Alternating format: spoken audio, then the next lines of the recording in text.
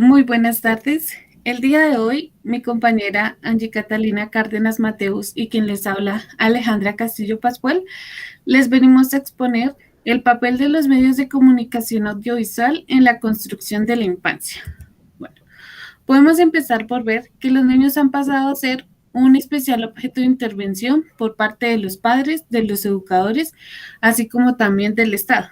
Siendo así, vamos a ver un pequeño repaso por lo que ha sido la infancia. Y esto podemos verlo a través de los años, de los diferentes acontecimientos y de diferentes épocas. Podemos apreciar cómo la preocupación por criar, educar y dirigir a la infancia se empezó a tornar y a dar una serie de concepciones, sobre todo en la infancia como etapa.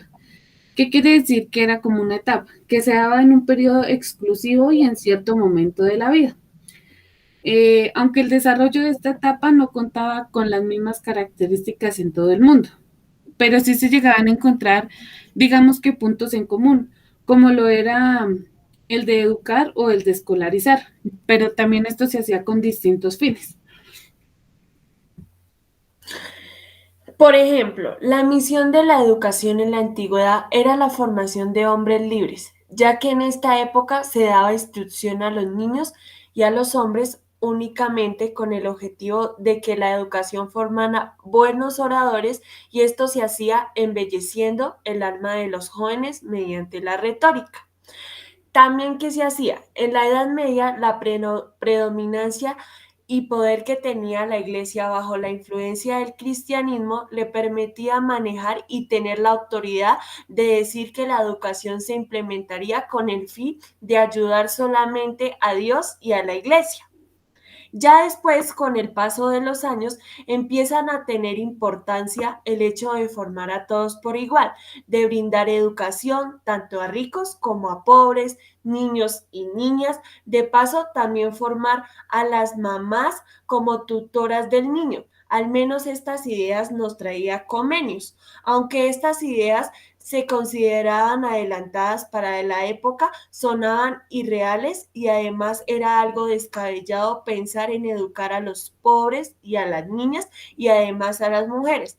Esto los desconcentraba por completo de su propósito, que era servir a los hombres y subordinar a los niños ante los mayores.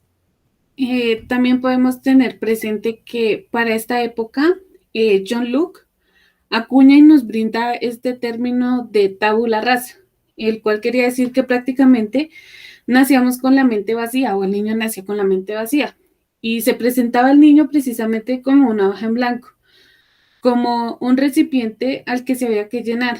Pero ¿cómo se llenaba? Se iría constituyendo, digamos, con base en las experiencias y con base también en los conocimientos que le fuesen llenados por alguien que sí supiese o que conociese más que el niño, como lo eran, digamos, los tutores, el profesor o alguien mayor.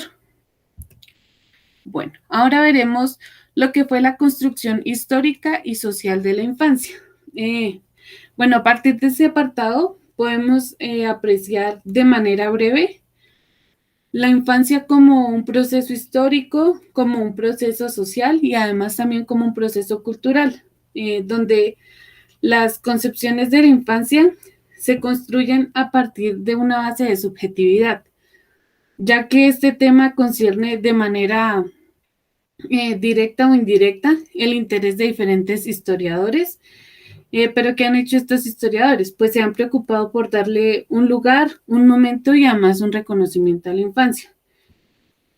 Por ejemplo, a comienzos del siglo XVIII, Rousseau sería quien empezaría a sentar las bases para el cambio de las ideas, ya que él pensaba que el hombre es bueno por naturaleza y que la sociedad era quien lo corrompía. Con esto quería decir que la sociedad es la que enseña, digamos que a las personas a competir, perdón, para obtener lo máximo posible.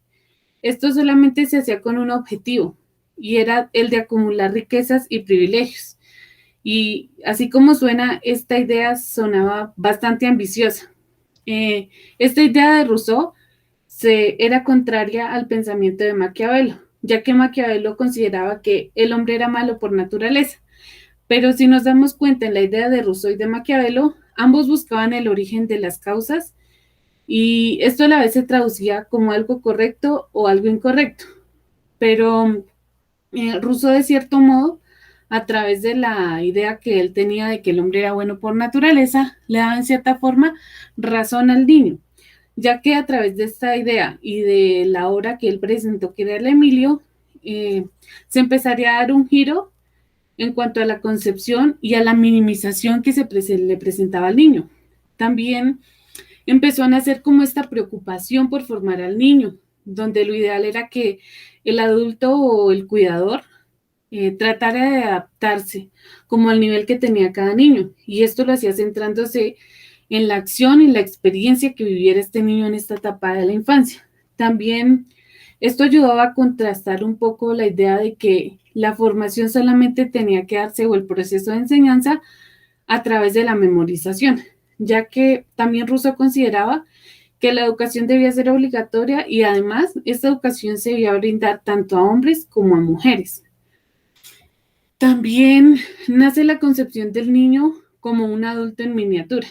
Esta idea era de Philip Aries. También con esta idea del adulto en miniatura se traducía a la explotación laboral y a que sin importar la corta edad y la capacidad física o mental del niño, solamente se lo viera como un instrumento más, que prácticamente solamente era utilizado como mano de obra, como lo pudimos evidenciar en la época de la Ilustración o en la Revolución Industrial.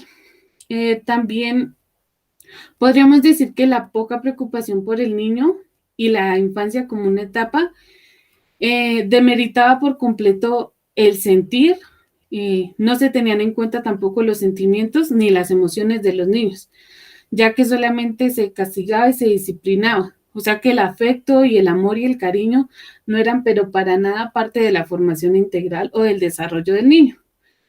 Bueno, después de esto, después de mucho tiempo y de varios acontecimientos que acompañaron el desarrollo de la infancia como una etapa, podemos ver que el niño era visto como un sujeto sin derechos. Pero bueno, esta historia empieza a dar, digamos que un giro poco a poco y viene de cierto modo lo que sería la Declaración de los Derechos del Hombre. Pero el problema con esta Declaración de los Derechos del Hombre es que se veían excluidos tanto a las mujeres, a los niños y también a las niñas. Así que luego de esta declaración nace lo que sería la Convención de los Derechos del Niño. Y aquí es donde se empiezan a reconocer internacionalmente a la niñez, primero como un sector de la humanidad, y además a reconocer que los niños habían sido tratados como simplemente objetos y los cuales ahora merecían protección. También esta convención nos permitía ver que los derechos eran para todos y que además los niños también hacen parte de los grupos humanos y que además también tienen necesidades particulares y también necesitan una protección diferenciada de los adultos, de los adolescentes o de las personas mayores. Esta convención prácticamente se considera parte de lo que podríamos decir la internacionalización de los derechos humanos. También podemos verlo como una evolución histórica, ya que prácticamente podríamos decir que la niñez podría abarcar 3 etapas, que cuáles serían la de la inexistencia, ver al niño como como si no tuviera la capacidad, o sea que podríamos verlo como la inexistencia, como la etapa de la incapacidad y también como una nueva etapa que sería la de la capacidad del niño. Podríamos decir que en la etapa de la inexistencia, los niños y las niñas eran invisibles, pero eran invisibles tanto cultural como políticamente, y además tampoco eran considerados sujetos de derecho. O sea que prácticamente la niñez, como la entendemos ahora, no existía antes de estas épocas. También podríamos decir que la etapa de la incapacidad, aquí los niños y las niñas se veían más bien como sujetos de protección. ¿Pero qué quiere decir esto? Que los veíamos también como incapaces de ejercer sus propios derechos. Ya luego empezaron a surgir movimientos, pero estos movimientos no eran encabezados por todos, más que todo eran por las mujeres. Y las mujeres, ¿qué fue lo que lograron? Visibilizar la situación que sufría prácticamente la niñez, ya que prácticamente digamos que las primeras leyes o conocimiento, por decirlo así, que se hizo sobre la niñez, se hacían era para controlar y castigar a los niños, ya que eran prácticamente, no tenían derechos o eran sujetos pasivos de derecho. Además, los niños y las niñas también eran excluidos de la escuela y de la familia, o cumplían otra función muy diferente en la escuela. Y por último, podríamos decir que la etapa de la capacidad, en esta etapa ya se reconoce a los niños como seres humanos. Esto prácticamente se logra después de analizar por muchos años y de reconocer la problemática que había acerca de la niñez en todo el mundo, ya que prácticamente logramos resolver la participación de la infancia en el ámbito político, también la participación en el ámbito económico, en el jurídico y además, y no menos importante, en el ámbito cultural. Así, pues prácticamente podríamos decir o considerar que la Convención de los Derechos de los Niños fue uno o es uno de los documentos más importantes para proteger y procurar el desarrollo integral de estas poblaciones, que como hemos visto han sido unas de las más vulnerables y además marginadas en la historia de la humanidad, como lo fue la niñez. Ahora veremos a lo que es la infancia y a los medios de comunicación.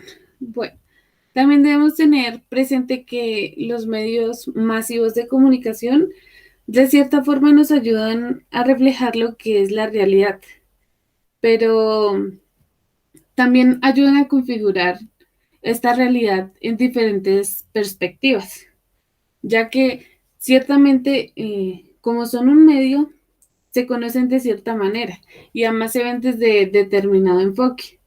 Por ejemplo, en la temática de la niñez y de la adolescencia, los medios suelen mostrar su situación, pero el hecho de que la muestre no permite que veamos la totalidad ni la complejidad de las mismas situaciones por las que pasan estos niños o estos adolescentes. Y esto a la vez permite que podamos plantear juicios o ideas equívocas sobre situaciones que envuelven a la infancia o a la adolescencia. También a la vez podríamos decir que los medios de comunicación nos permiten ver cuando muestran a los niños como actores sociales, ya que marcan prácticamente relaciones con más agentes de socialización como lo son la familia, la escuela y en general la sociedad. Prácticamente los medios de comunicación tienen la capacidad de influenciar en nuestra manera de percibir el mundo.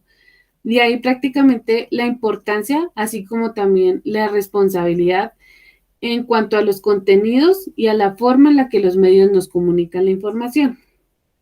Podríamos decir que en este sentido, los medios de comunicación también construyen infancia, ya sea como niños consumidores o como clientes potenciales en lo que es la industria de la lógica y del mercado capitalista. También, por otro lado, podemos ver que esta masificación o auge constante y fácil acceso a la información hace que el mundo de los niños tenga una fuerte estimulación visual y también una fuerte estimulación auditiva, que eso lo que hace también es dificultar las construcciones simbólicas que el mismo niño crea, ya que al tener este fácil acceso, los niños suelen aprender más de una forma automática y no de una forma espontánea. Bueno, a continuación les vamos a hablar sobre los pequeños consumidores o futuros ciudadanos, pero pues primero les voy a mostrar un video con el cual vamos a hacer la introducción.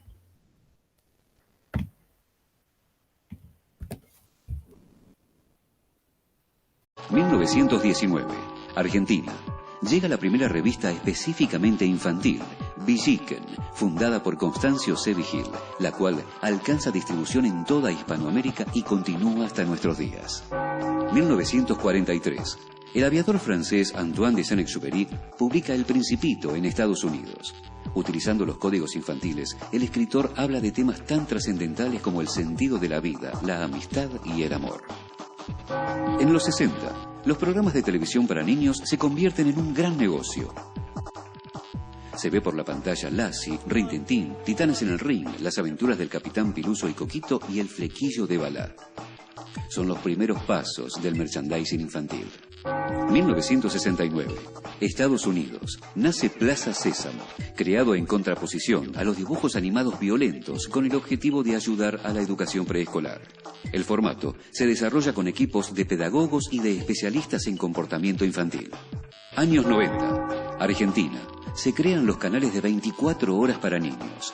Uno de los primeros es The Big Channel, cuya aparición relaciona a los chicos cada vez más con la televisión y menos con los juegos de calle.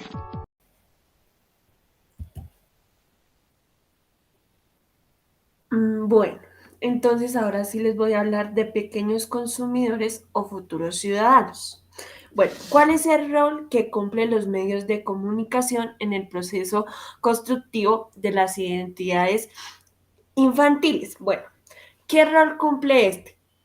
Este lo que hace es que surgen nuevos modelos de infancia a partir de la influencia, pues obviamente de los medios de comunicación, a medida de que el mundo va consumiendo y se somete a las nuevas reglas de que del marketing y de consumo, que van de la mano de las nuevas identidades y que a la vez lo que hace es que propone un debilitamiento en las escuelas y en las familias y en los clubes, pues porque estos ya no van a tener la misma atención ni van a atrapar la atención, pues obviamente, de los niños.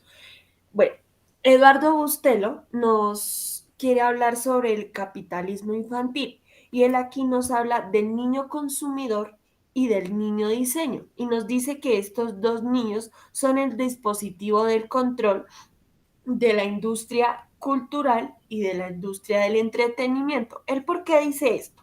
Él dice esto porque los niños obviamente consumen comida, consumen ropa, películas, drogas, internet, etcétera. Además de que consumen todas estas mercaderías, también están consumiendo una cultura. Porque él dice que una cultura. Esto se dice cuando nosotros le damos a un niño un juguete bélico. ¿Qué quiere decir un juguete bélico? Por ejemplo, una pistola o por ejemplo en el caso de esta imagen que es un niño que está con unos muñequitos que lo que hacen es mostrar una guerra. Entonces a esto se le llama un juguete bélico y lo que hace es que llama a una cultura de la guerra. Bueno, ahora vamos a hablar de qué hace el agente de la publicidad en esto. ¿Qué hace el agente de la publicidad? Este lo que hace es que promociona productos, pero aparte moldea al niño, lo forma a la silueta que él quiere. ¿Por qué? Porque él le impone lo que él quiere y el niño se va a moldear a esto. Bueno, también nos habla de los medios de comunicación y el mercado. Y nos habla de que estos proponen un nuevo concepto del niño. ¿Y ellos cómo ven al niño? Ellos simplemente ven al niño o al infante como un cliente. Por eso no les va a interesar o no les va a importar las consecuencias que le traiga a ellos. Eduardo Bustelo, él nos quiere proponer algo. Y él lo que quiere es resignificar. ¿Qué significa esto? Resignificar es darle algo nuevo o un significado a algo. Entonces, él lo que quiere es que a través del colegio, de las escuelas, así sean privadas o públicas, se den charlas donde se le inculque al niño discursos que construyan la infancia, donde se puedan hacerles ver que consumir todos estos productos lo que les está es haciendo daño. En la siguiente diapositiva. Bueno, ahora les voy a hablar de la regulación de contenidos en la ley número 19, en la ley número 19.307, que esta la crearon en Uruguay. ¿Qué quiere decir esta ley o qué trae aquí a Cote? Esta ley lo que dice es que todo niño y adolescente tiene derecho a las medidas especiales de protección que su condición de sujeto en desarrollo exige por parte de su familia, de la sociedad y del Estado, en el artículo 3, Código de la Niñez y la Adolescencia. Bueno, iniciando les voy a contar algo de esta ley, en la cual nos dice que esta ley fue promulgada el 29 de diciembre del 2014.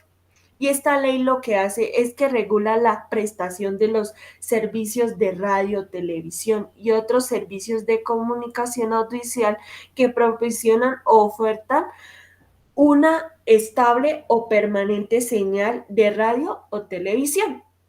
Pero bueno, ahora sí les voy a contar qué quiere esta ley. ¿Qué es lo que quiere esta ley? Esta ley lo que quiere es que se establezca o se induzca a las industrias a transmitir cosas culturales, información sobre opiniones, ideas, identidades, valores y significados que les den una enseñanza, pues obviamente, a las infancias.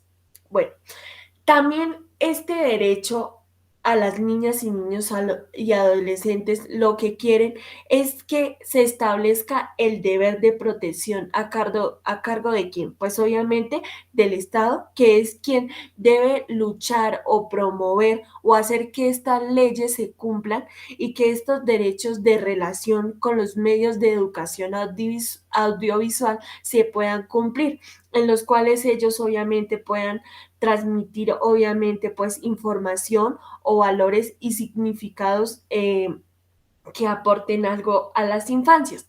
También lo que quieren es hacer incentivar o promocionar a los medios de comunicación para que estimulen prácticas de responsabilidad social empresarial y la creación de mecanismos de autorregulación.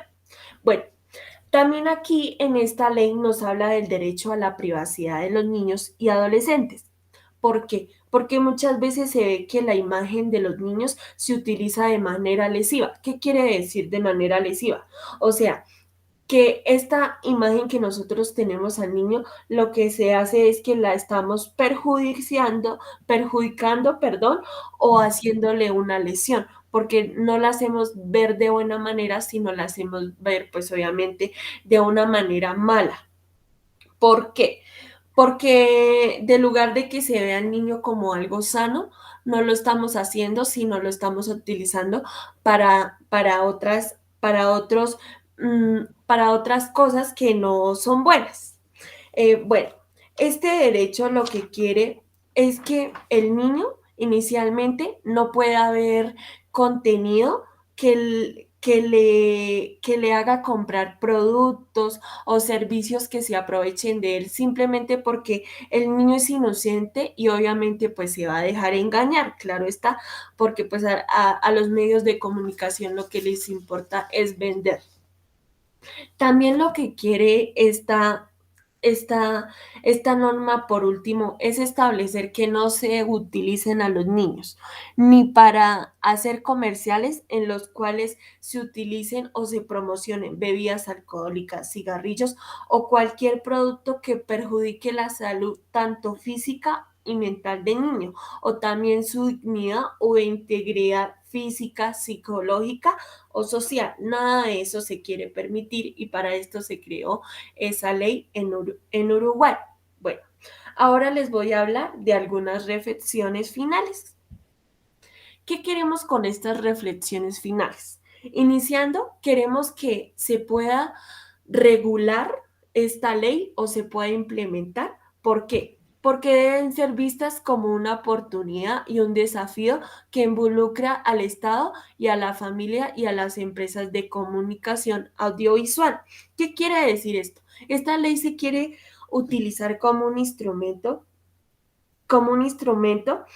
en la cual se pueda promover en todo el mundo, obviamente pues para que los niños se dejen ver de esa manera tan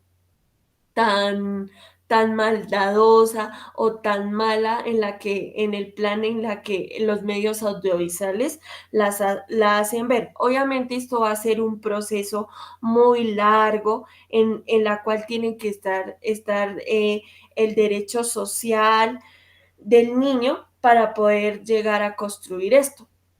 Bueno, también les quiero traer aquí y hablar sobre la la CDN, la cual es la red de distribución de contenidos. ¿Qué quiere esta? Esta dice que quiere que la ciudadanía de la infancia, lo que significa es que el niño debe ser formado para el pleno ejercicio de sus derechos, siendo consciente del respeto que merecen los demás y para el cual también se le debe formar. También aquí queremos hablar de de lo que está en juego, que no solamente es la posición de un niño, sino también el crecimiento que más adelante, ¿qué va a ser? Pues un adulto y este adulto va a traer proyectos, obviamente. Entonces, lo que se quiere es que el Estado y las políticas públicas ayuden a crear acciones de responsabilidad social a este sector privado, que en este caso, pues obviamente son los medios de comunicación, y que ellos se comprometan para poder lograr un cambio en el cual el niño pues obviamente se deje de utilizar de esta forma y se deje de utilizar esta forma pues obviamente para comprar el producto o para vender el producto. Entonces, con esta lectura lo que nosotros queremos es que se pueda cambiar la forma en que se ve al niño con los medios de comunicación. Entonces, pues les agradecemos por poner cuidado a nuestra exposición. Muchas gracias.